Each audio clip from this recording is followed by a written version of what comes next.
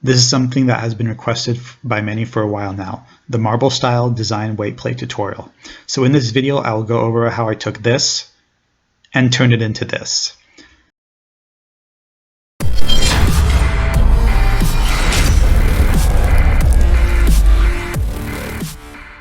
First, I just have to say that I'm not affiliated with any of these paint brands or have any advertisement or promotional agreements with them.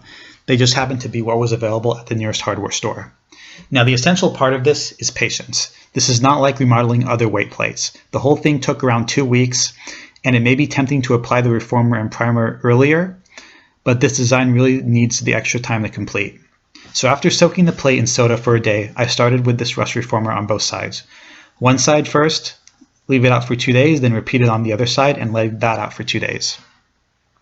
Next, I applied a primer twice on both sides.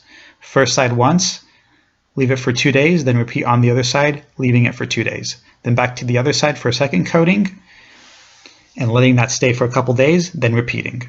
Finally, I applied this marble coater with this brand on one side. I left that for a couple days, then repeated on the other side, and then got this. Don't forget to subscribe.